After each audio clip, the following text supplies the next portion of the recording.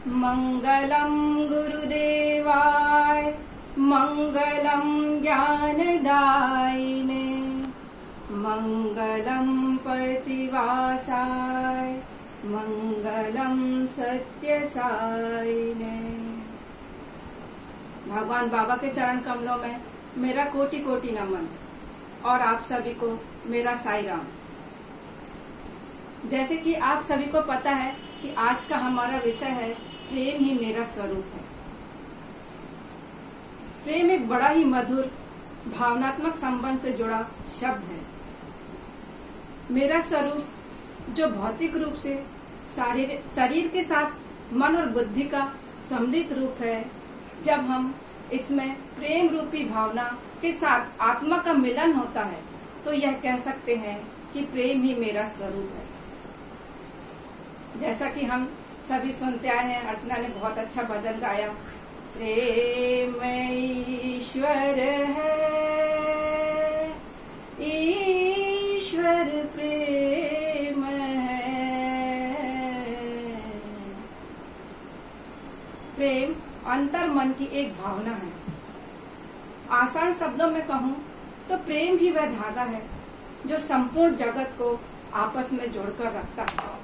प्रेम ईश्वर का वरदान है, या यूं कहूँ कि प्रेम ही ईश्वर है, अर्थात प्रेम के रूप में ही सभी प्राणियों के हृदय में निवास करता है, ताकि सृष्टि का सृजन और पोषण अनवरत चलता रहे।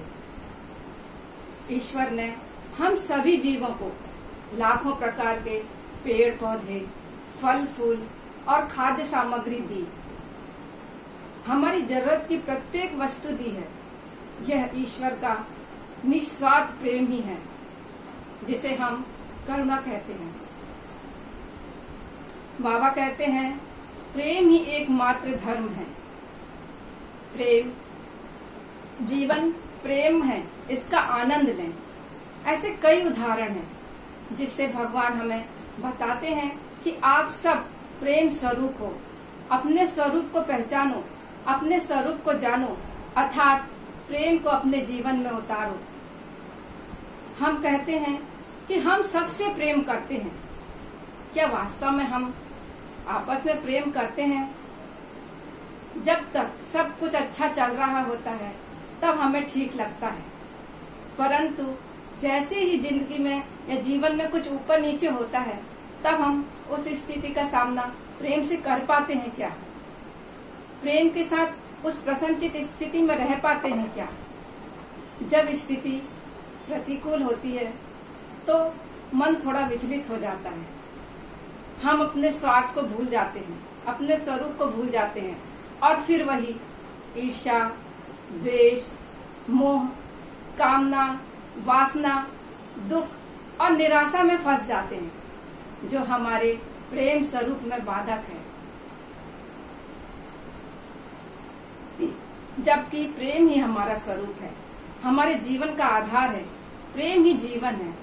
श्रद्धा, भक्ति, ममता, करुणा और स्नेह, ये सब प्रेम के वास्तविक रूप हैं। वास्तविक प्रेम हमेशा निस्वार्थ होता है। स्वार्थ तो लोग इसमें जोड़ देते हैं, जो इस निस्वार्थ प्रेम को विकृत बना देता है।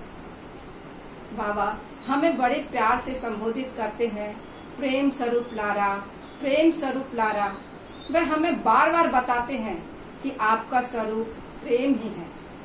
यह वाक्य, यह संबोधन से ही हमें समझना चाहिए कि हम सब प्रेम स्वरूप हैं। हमें अपने हर आचरण, वचन, सेवा और ध्यान साधना के द्वारा अपने भीतर इस दिव्य प्रेम को समझना होगा। जब हमारी करनी और कथनी सम हो जाएगी तब हम संपूर्ण जगत में निस्वार्थ प्रेम की अनुभूति कर पाएंगे। इस निस्वार्थ प्रेम को समाज में बढ़ा पाएंगे। इस प्रेम को सबके साथ बांट पाएंगे और दूसरों का प्रेम भी स्वीकार कर पाएंगे। भगवान ने प्रेम का जीवन स्वरूप धारण कर 84 साल हमें धन्य किया है। उनका हर आचरण, उनका हर विचार, उनका हर वचन प्रेम का प्रतीक है। इसी का अनुसरण करते हुए हम अपने हर छोटे से छोटा और बड़े से बड़ा कार्य प्रेम पूर्वक करना चाहिए। इसके लिए हमें निरंतर प्रत्येक पल सचेत रहना होगा। जैसे कि कबीरदास जी ने भी प्रेम को इस तरह से वर्णित किया है, पोथी पढ़ पढ़ जग मुआ, पंडित भया न कोई, ढाई आखर प्रेम का, पढ़े सो पंडित होए। अर्थात प्रेम की समझ से ही हम मानव से माधव बन सकते हैं। प्रेम के प्रभाव से ही सृष्टि के सभी मनुष्य एक दूसरे की सहायता करते हैं, एक दूसरे के जीवन में सहयोग करते हैं। इसके अतिरिक्त प्रेम के और कई सारे रूप हैं, जैसे पति पत्नी का प्रेम, भाई बहन का प्रेम, मित्र का प्रेम। परंतु प्रेमों में जगह और वक्त के अनुसार से प्रेम का स्तर बदलता रहता है। हालांकि प्रेम तो वही रहता है, बस उसके मायने बदल जाते हैं। परंतु निस्वार्थ प्रेम जहाँ रहता है वहाँ आनंद ही आनंद देता है। प्रेम के बिना जीवन का अस्तित्व ही नीरस और अधूरा है। बाबा कहते हैं, इस संसार में कोई भी हीन नहीं है। हीनता का गुण केवल मन में रहता है। यह ईश्वर का गुण ही नहीं है। ईश्वर में कोई गुण ही नहीं है, वह प्रेम है। प्रेम ही उसका स्वरूप है। बाबा कहते हैं, जब कोई मुझसे प्रेम पूर्वक बातें करता है तो यह मुझे बहुत कितना पसंद है, मैं कह नहीं सकता। बिना प्रेम के यदि कोई परिहास से अथवा पवित्रता के नाम पर सतह ही वार्ता करता है, वह मुझे बड़ा प्रिय लगता है। इसलिए मुझसे सच्चे प्रेम से बातें कीजिए। प्रेम से की जाने वाली बातों का मैं तत्काल उत्तर देता हूँ। तुम प्रेम भाव से साईं कहकर पुकारो, मैं उत्तर दूंगा। बिना प्रेम के मुझे कुछ भी प्रभावित नहीं कर सकता। उस प्रेम को आधार मानकर पुकारोगे तो मैं अवश्य उत्तर दूंगा। प्रेम से बढ़कर अन्य कोई प्राण तत्व नहीं है। अतः तुम ईश्वर को देखना या बातें करना चाहते हो तो प्रेम से देखो और प्रेम से बातें करो। चाहे कितना ही धन क्यों ना हो, कितने ही गुण क्यों ना हो, परंतु प्रेम की बराबरी नहीं कर सकते। इस संसार में प्रेम से बढ़कर अन्य तत्व नहीं है। बाबा कहते हैं, आपस में एक दूसरे के प्रति प्रेम जताना यह प्रेम नहीं है। प्रेम को देकर, प्रेम हृदय को देकर हृदय को स्वीकार करना ही प्रेम है।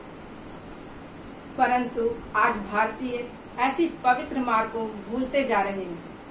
ऐसा दिव्य प्रेम कहाँ खो गया, यह हम पहचान नहीं पा रहे हैं। सच्चाई ये है कि यह सर्वत्र विद्यमान है। जहाँ जहाँ भी अन्वेषण करें, यह ईश्वरीय प्रेम ही परिलक्षित होता है।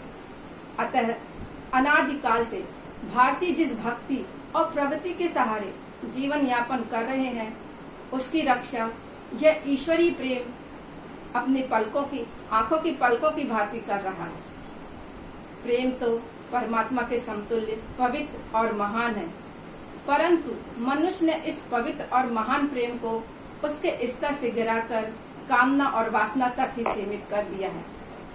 इसलिए आज यह स्वार्थी प्रेम हत्या और आत्महत्या का सबसे बड़ा कारण बन गया है। जिस तरह इस स्वार्थी प्रेम का दुष्परिणाम हमारे समाज में दिन प्रतिदिन बढ़ते जा रहा है, वह निश्चित ही सृष्टि के विनाश का सूचक है। इसलिए अगर प्रेम करें तो निस्वार्थ करें।